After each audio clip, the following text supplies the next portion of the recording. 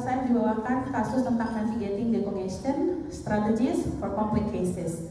Namanya kompleks, otomatis pasti banyak faktor, tapi karena waktu kita terbatas, saya hanya akan membatasi pembahasan saat ini adalah tentang resisten diuretik dan timing bagaimana kapan sebaiknya kita mulai memikirkan resisten diuretik dan mengkombinasi diuretik pada pasien-pasien heart failure.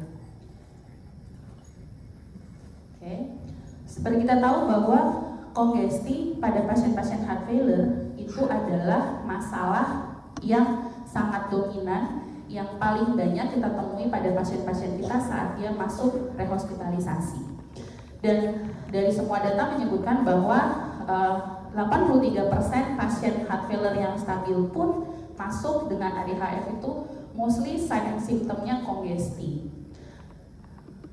Nah, kenapa ini penting kita untuk mencapai full decongestion? Karena kongesti itu bisa menyebabkan multi organ dysfunction dan worsening dari cardiac function. Sehingga semakin lama kita biarkan pasien-pasien ini kongesti, maka itu akan mempengaruhi performa dari jantungnya. Kalau dia HFrEF bisa makin turun, kemudian kalau dia tadinya HFpEF bisa menjadi HFrEF, atau bisa terjadi perubahan hemodinamik yang cukup signifikan kalau misalnya dekongesti ini tidak kita tata laksana dengan baik.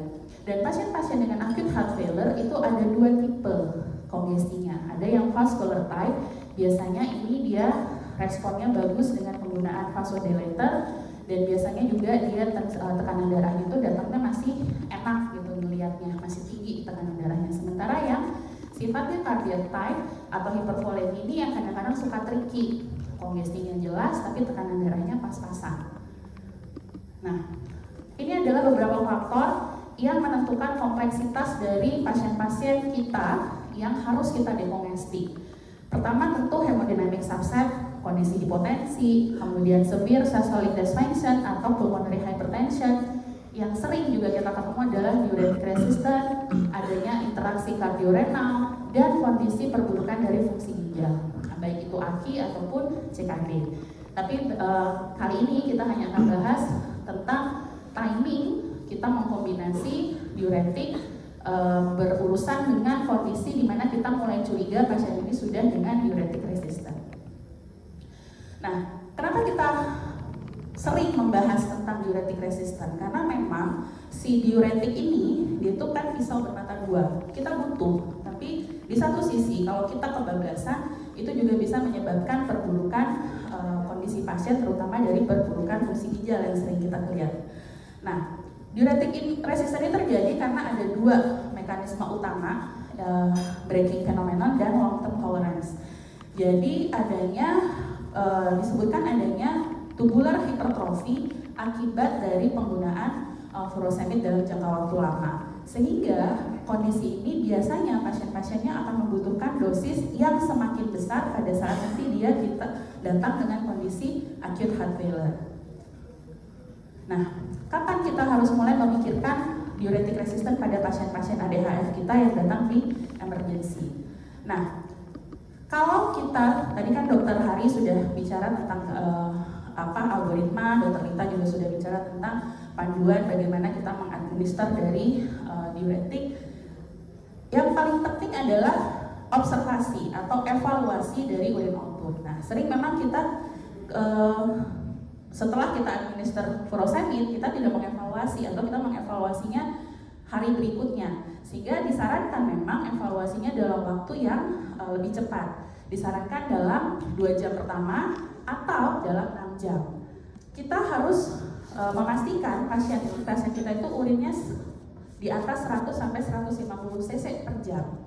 Nah, kalau dalam 2 jam pertama atau dalam 6 jam pertama setelah kita masukkan dosis diuretik, baik itu yang naif dengan 1 sampai 2 ampul atau yang menggunakan 2 sampai 2,5 kali dari dosis harian, didapatkan urinnya kurang dari 100 sampai 150 cc dalam 6 jam pertama, 100 sampai 150 cc per jam dalam 6 jam pertama, kita sudah mulai harus hati-hati. Jangan-jangan pasien saya sudah mulai turun nih afinitasnya terhadap diuretik. Atau kalau teman-teman sekalian sudah menggunakan dosis 400 sampai 600 mg furosemide atau bumetanin itu sekitar 10-15 mg, tapi respon urin atau kongestinya masih belum tercapai dan klinis heart failure-nya masih belum perbaikan. Nah, bagaimana cara kita mengatasi kondisi ini? Kita bisa merubah pilihan dari diuretiknya, atau kita gunakan diuretik yang IV administration, atau kita gunakan kombinasi dua macam diuretik. Nah, ini case yang pertama, kita dapat pasien konsulan ke klinik gagal jantung, hari rawatan sudah 7 hari, usia 73 tahun, dia masuk dengan sesak nafas, kemudian dengan functional class 4, edema tungkainya grade 4, ada asites, posisi duduk, kemudian pasien ini juga sebelumnya sudah dirawat selama 6 hari dengan riwayat pengobatan sebelumnya dengan valsartan, digoxin, warfarin, dan furosemide. Dan ini rawatan selama 6 hari, dia sudah dihidrasi 5 mg per jam, sudah dengan spironolactone, kemudian valsartan dan KSR. Tapi ternyata urin output selama 6 hari itu hanya berkisar rata-rata 1000 sampai 1200 per 24 jam. Jadi pasien ini pada saat dikonsulkan masih dengan edema yang grade 3-4, asites, dan posisinya masih duduk. Kreatinin itu didapatkan, kita evaluasi setelah dari awal masuk 1,1 menjadi 1,6. Yang kita kerjakan hari itu adalah kita menaikkan dulu dosis dari furosemide-nya, kemudian kita dapatkan urinnya meningkat, namun klinis dari kongestinya itu masih cukup bermakna dan klinis heart failure-nya juga masih berat. Jadi akhirnya kita kombinasikan dengan tolvaptan 2x15 di hari ke-8 dan dekongesti tercapai di hari ke-13. Nah, kita lihat di sini. Kita lihat di sini jumlah urin setelah kita tambah pada saat kita naikkan dosis diuretik furosemide-nya, memang urinnya bertambah banyak, tapi kemudian natriumnya menjadi turun. Sehingga pada saat kita melakukan tolvaptan, seperti tadi sudah disampaikan oleh speaker sebelumnya, bahwa pada kondisi-kondisi begini sebenarnya sudah jelas sekali memang ini adalah hiponatremi yang hipervolum. Sehingga pemilihan kombinasi dengan tolvaptan itu cukup baik, karena dia selain bisa membantu relief dari kongesti, dia juga bisa ikut memperbaiki kondisi hiponatremia. Nah, kemudian pasien urinnya semakin banyak dan kemudian edema dan asitesnya itu sudah semakin berkurang di hari rawatan ke-15 dan akhirnya discharge dengan sudah kemampuan sistem kompresnya sudah mencapai 75 meter. Nah, oke. Sekarang kita ada pertanyaan yang membahas tentang apa beda antara diuresis dan aquaresis. Sebenarnya saya hanya mengulang saja bahwa kalau kita hanya berpaku di diuresis saja, kita hanya mengeluarkan urin yang memang jeleknya adalah ada zat terlarut di situ, sehingga kadang-kadang penggunaan diuresis yang eksesif atau urinnya semakin banyak, maka yang sering kita hadapi adalah electrolyte imbalance.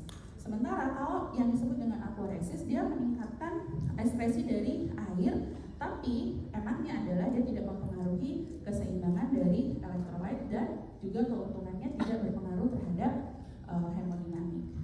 Jadi kombinasi pada kondisi-kondisi yang kongestinya jelas dan tidak relief dengan hanya satu diuresis, itu kombinasi antara diuretik dan aquaretik itu adalah solusi yang cukup baik. Nah, ini tadi sudah dijelaskan bahwa sebenarnya sifatnya adalah saling menguatkan. Jadi dia ngeblok di tempat yang berbeda. Jadi artinya kalau diuretik itu bermainnya di channel electrolyte, sementara aquaretik dia bermainnya di water channel. Nah, yang ini case kedua, pasien ini masuk ke poliklinik gagal jantung, kemudian dirawat, itu sudah dari 2 minggu keluhannya, kemudian pasien lama juga dari polijantung itu dengan hipertensi, DM dan PPOK. Kemudian ini foto ronsennya, EKG sebenarnya tidak ada tanda-tanda ke arah ACS dengan kreatinin awal masuk awal itu 2,1, kaliumnya dalam batas normal. Dan kemudian yang kita berikan adalah, pasien ini masuk dengan presentasinya ALO karena ada room air oksigennya itu 75% dan naik dengan NRM 10 liter. Pada saat IGD kita berikan bolus 6 ampul, kemudian kita evaluasi, ternyata urin outputnya dalam 6 jam itu hanya sekitar 400 cc, jadi kurang dari 100 cc per jam. Kemudian kita putuskan untuk segera mengganti lasingnya dengan yang drip continuous 20 mg per jam. Nah, kita lihat di sini setelah dia kemudian kita naikkan memang meningkat jumlah urinnya, namun masih kongesti dan tekanan darahnya pas-pasan. Jadi kita mau naikin lagi juga nggak bisa. Jadi akhirnya di hari kedua itu kita mulai tambahkan kombinasi diuretik, kita pilih menggunakan yang tolvaptan karena tekanan darah yang mepet-mepet. Nah, ternyata responnya cukup baik dan kita mulai bisa menginisiasi beta blocker dan memasukkan ARBs pada saat hari ketiga, dan kemudian pada hari keempat itu semakin bagus, kongesinya semakin berkurang, namun kita lihat kreatininnya meningkat dari tadinya 2,1 menjadi 4,2. Jadi kemudian akhirnya kita turunkan. Jadi di hari keempat ini prosesnya kita turunkan, kemudian tolvaptan juga kita turunkan, kita mulai aplikasi cannabidiol, ya. Dan akhirnya pasien ini pulang di hari ke-7 dengan kreatinin sudah lebih baik 2,9 dan 6 minute walk test pre-discharge itu mencapai 120 mg. Nah, dari kasus kedua kita lihat penggunaan diuretik yang dosisnya tinggi, kemudian dengan urin output yang cukup banyak, memang salah satunya yang kita nggak bisa tidak pikirkan adalah interaksi kardiorenal. Sedikit mengingatkan teman-teman, kita punya ada 5 tipe kardiorenal syndrome. Jadi kalau yang tipe 1 akut heart failure menyebabkan acute kidney injury. Tipe 2 chronic heart failure menyebabkan kemudian dia progresif dari CKD. Tipe 3 dia akut renal menyebabkan acute cardiac dysfunction. Tipe 4 adalah chronic kidney disease yang menyebabkan perburukan atau increased risk dari adverse cardiovascular event, dan yang tipe 5 itu yang systemic condition. Jadi kalau melihat dari subset pasien kita tadi, pasien kita adalah yang tipe 1 cardiorenal syndrome, acute worsening dari cardiac function karena kondisinya ADHF yang kemudian menyebabkan acute kidney injury. Nah, enaknya adalah kalau misalnya cardiorenal syndrome ini, kalau yang tipe 1 itu mostly masih dia sifatnya reversible. Artinya apa? Kalau misalnya perburukan atau ADHF-nya teratasi, maka diharapkan perburukan dari fungsi ginjalnya pun ikut perbaikan dengan sendirinya. Sehingga titik beratnya adalah bagaimana kita bisa menangani ADHF-nya secepat mungkin supaya perburukan dari kidney injury-nya tidak semakin berlama-lama. Nah, tipikal pasien bagaimana nih yang harus kita pikirkan? Biasanya memang paling banyak adalah usianya tua, kemudian pasien-pasien sudah dengan riwayat heart failure sebelumnya dan biasanya dengan previous heart failure admission sebelumnya, jadi rehospitalisasi mostly karena memang masalah cardiac dysfunction-nya, atau memang pasien-pasien yang juga dengan renal dysfunction sebelumnya, kemudian pasien-pasien dengan masalah seperti sistemik dan metabolik seperti pasien dengan diabetes mellitus ataupun pasien-pasien dengan hypertension yang belum terkontrol. Dan kita nggak hanya berpikir ini pasti pasiennya HFrEF, enggak. Ternyata memang yang sering terjadi, hampir setengahnya justru malah terjadi pada pasien-pasien dengan HFpEF. Nah, apa yang bisa men-trigger muncul interaksi si cardiorenal syndrome ini? Seringnya adalah excessive diuresis. Jadi hati-hati kalau teman-teman menggunakan diuretik, urinnya bagus, satu sisi kita senang karena memang tercapai dekomesi, tapi kita harus hati-hati bahwa jangan-jangan terjadi interaksi cardiorenal syndrome. Kemudian yang kedua, kalau pasien ini kemudian mengalami fase hipotensi dalam perawatan heart failure-nya, ini juga menyebabkan trigger dari cardiorenal syndrome. Kemudian pasien-pasien yang memang masuknya sudah dengan acute kidney injury, kreatininnya sudah lebih tinggi atau GFR-nya sudah mulai turun dibandingkan dengan yang sebelumnya. Atau pasien-pasien dengan low cardiac output dengan high SVR, kemudian pasien-pasien dengan neurohormonal activation akibat dari penurunan GFR yang bermakna dari rawatan sebelumnya. Nah, ini kita lihat, ini tuh adalah suatu vicious cycle yang kita nggak bisa lepas, sehingga pasien-pasien kardiak kita harus memikirkan renalnya, dan juga kalau pasien-pasien renal kita mau tidak mau harus memikirkan bagaimana function dari kardiaknya karena semuanya berhubungan. Dan cardiorenal syndrome ini dia meningkatkan morbiditas dan mortality in hospital saat pasien-pasien dirawat, apakah karena worsening dari cardiac function-nya atau worsening dari renal function-nya. Nah, ini case yang ketiga. Ini masih paling baru, pasien pasien umur masih relatif muda, perempuan 47 tahun, masuk dengan jelas ada kongesti, ada kaki bengkak, ada perut membesar, faktor resikonya adalah DM, masuk dengan tekanan darah masih cukup tinggi, kemudian dengan heart rate yang takikardi. Ini foto pada saat dia masuk, ada kongesti dan ada efusi pleural bilateral dengan kreatinin masuk 1,4, HbA1c-nya sangat buruk 11,8. Nah, pasien ini kemudian kita akses dengan ADHF pada CAD, AKI DDCKD, DM, dan efusi pleural bilateral. Tadinya begitu melihat efusi kita pengen fungsi dulu deh efusinya biar enakan biar membantu pasien, tapi karena pasiennya memang sesak sekali tidak bisa diposisikan, akhirnya kita berikan dulu terapi-terapi trigomesti. Kita sempat pakai nitrat di sini untuk vasodilator. Kemudian ternyata responnya urinnya tidak cukup bagus, dengan bolus itu hanya 50 cc per jam, diulang lagi dengan 4 ampul, jadi dosisnya kita doubling dari yang sebelumnya, hanya bertambah jadi 100 cc per jam. Akhirnya kita drip dengan 20 mg per jam. Nah, kemudian pada saat kita 6 jam kita evaluasi setelah terpasang masih drip dan menggunakan nitrat, tekanan darah mulai turun, urin mulai bertambah, kondisi sesaknya masih ada walaupun sudah perbaikan, tapi mulai muncul sakit kepala yang mungkin ini efek samping dari pemberian nitrat. Akhirnya nitrat kita stop, kita rencanakan untuk inisiasi besok karena memang klinisnya sudah lebih baik, tapi kita langsung tambahkan kombinasi dengan tolvaptan di hari pertama. Oke, dari Eko didapatkan EF-nya 35%, TAPSE 1,1, kemudian dari ruang ultrasound kita lihat ada B-lines dan adanya efusi pleural bilateral. Nah, jadi di IGD resume dari hari pertamanya itu urinnya 500 cc per 6 jam, kemudian resume hari pertama setelah kita langsung tambahkan kombinasi antara loop diuretik dan tolvaptan itu meningkat mencapai 5.000 per 24 jam. Pasien sudah mulai perbaikan, edemanya menjadi grade 2 dan sudah bisa tidur 45 derajat. Kemudian kita pada hari kedua itu sudah kita tetap lakukan untuk di fungsi efusinya, tapi ternyata yang di kanan masih ada 300 cc tapi di kiri sudah kering.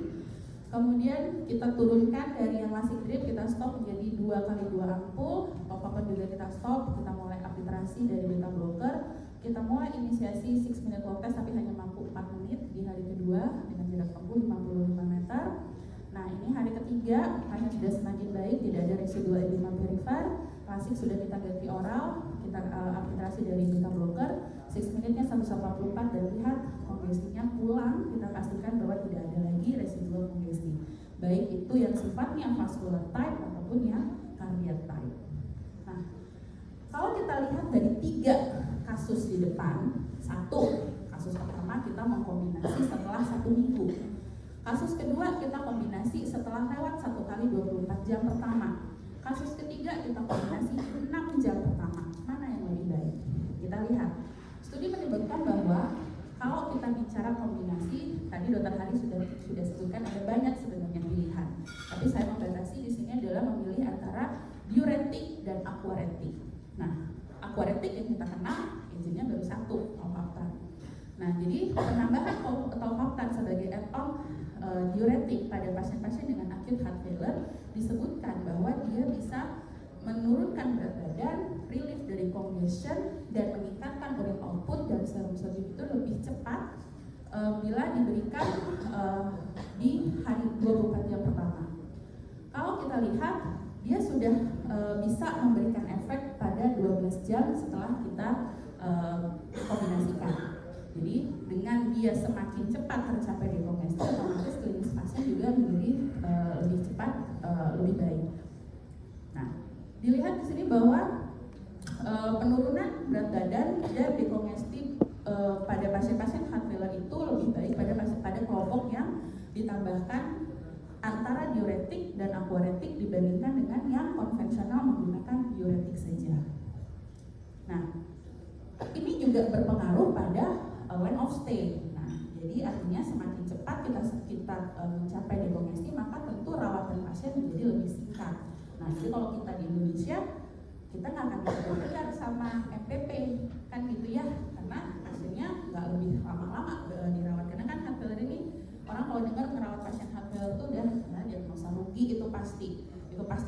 kesampaian, pasti rawatannya lama, pasti nanti adverse effect-nya banyak. Jadi prinsipnya adalah kalau kita bisa memangkas ini, maka rawatannya juga bisa menjadi lebih pendek. Dan survival atau in-hospital death-nya juga, survival-nya meningkat dan in-hospital death-nya juga menjadi lebih rendah pada kelompok yang menggunakan kombinasi antara diuretik dan akuaretik. Nah, kita lihat, ini adalah rekomendasi dari Pogja Heart Failure tahun 2020. Sebelumnya kita menggunakan kombinasi itu adalah di hari rawatan kedua.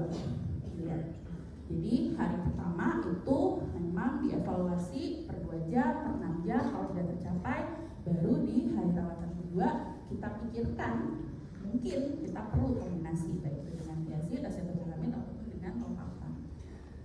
Namun ini berubah karena tahun 2021 ada satu penelitian menyebutkan bahwa best timing kalau kita memikirkan menggunakan diuretik sebagai add-on, akuaretik sebagai add-on terhadap diuretik adalah justru di 6 jam pertama. Kalau dianggap dengan loop diuretik responnya tidak bagus. Nah, akhirnya tahun 2021 disebutkan bahwa pada acute phase pada 24 jam pertama kita sudah boleh memikirkan untuk mengkombinasi diuretik terapi bila memang dianggap klinis dari heart failure-nya belum improve.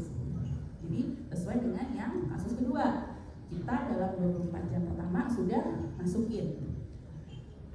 Tahun 2023 lebih agresif lagi, kita nggak mikirin 24 jam dulu, dalam 6 jam pertama tidak ada respon, kita boleh memikirkan untuk mengkombinasi diuretik, baik itu dengan diuretik yang lain atau diuretik dan akuaretik.